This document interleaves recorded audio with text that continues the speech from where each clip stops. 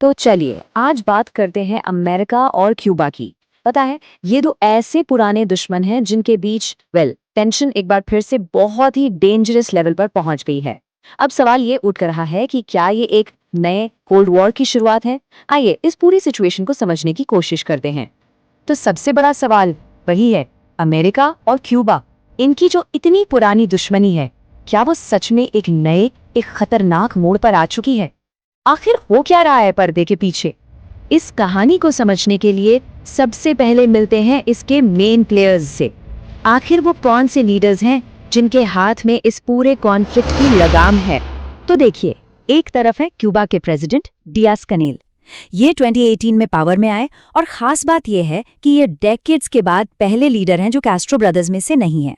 और दूसरी तरफ वहां है यूएस प्रेसिडेंट ट्रंप, जिन्होंने बिल्कुल साफ साफ इशारा दिया है कि क्यूबा उनका नेक्स्ट टारगेट हो सकता है।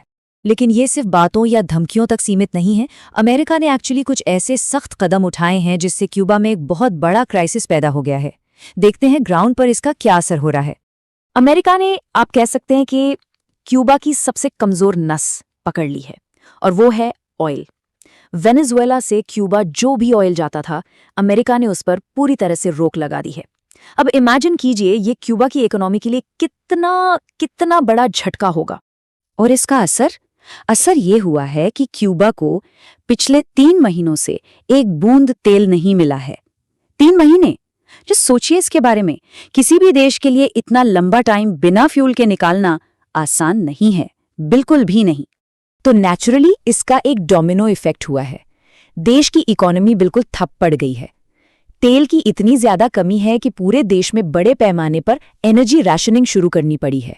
क्राइसिस कितना गहरा है इसका अंदाजा आप बस इस बात से लगाइए। एक रिपोर्ट में सामने आया कि क्यूबा का पूरा इलेक्ट्रिक ग्रिड ही फेल हो गया। मतलब ये कि 10 मिलियन लोगों का पूरा देश अंधेरे में डूब गया। अच्छा, इस बढ़ते टेंशन के बीच दोनों देश ऑफिशियली क्या कह रहे हैं, आइए उनके स्टैंड पॉइंट्स को देखते हैं। और यहाँ पर दोनों देशों के अप्रोच में जमीन आसमान का फर्क है। देखिए, क्यूबा कह रहा है कि आओ बैठकर बात करते हैं, बराबरी से एक दूसरे की सॉवरेनिटी की रिस्पेक्ट करते हुए। वहीं दूसरी तरफ अमेरिका का स्टैंड क्या है? वो ओपनली कह रहे हैं कि वेनेजुएला और ईरान से निपटने के बाद हाँ, अगला नंबर क्यूबा का ही होगा। पर यहाँ एक बहुत बड़ा सवाल खड़ा होता है। अगर दुश्मनी इतनी ज्यादा है तो अमेरिका ने आज तक क्यूबा पर सीधा हमला क्यों नहीं किया? इसका जवाब हिस्ट्री में है। ये सब जुड़ा हुआ है 1962 के उस मशहूर एग्रीमेंट से। आपको याद होगा क्यूबन मिसाइल क्राइसिस, जब पूरी दुनिया एक न्यूक्लियर वॉर के बिल्कुल कागार पर खड़ी थी।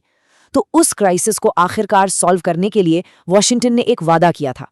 वादा ये था कि वो क्यूबा पर कभी हमला नहीं करेंगे और ना ही किसी और के हमले को सपोर्ट करेंगे।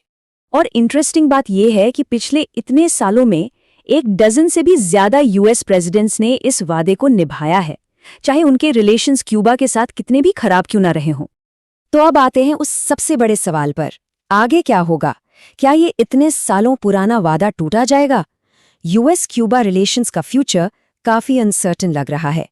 यूएस प्रेसिडेंट ट्रंप का ये एक स्टेटमेंट सिचुएशन को और भी कॉम्प्लेक्स बना देता है। उन्होंने कहा, हम क्यूबा से पहले ईरान से निपटेंगे। एक तरह से देखें तो ये क्यूबा के लिए थोड़ी राहत की सांस है, लेकिन इसमें एक छिपी हुई धमकी भी साफ सुनाई देती है। और यही सवाल आखिर में हम सब के लिए है। चलिए मान लिया ईरान के बाद, लेकिन फिर क्यूबा का क्या? क्या इतने डेकेड्स पुराना वो वादा टूट जाएगा या फिर डिप्लोमेसी कोई नया रास्ता निकाल पाएगी? इसका जवाब फिलहाल तो सिर्फ वक्त के पास है।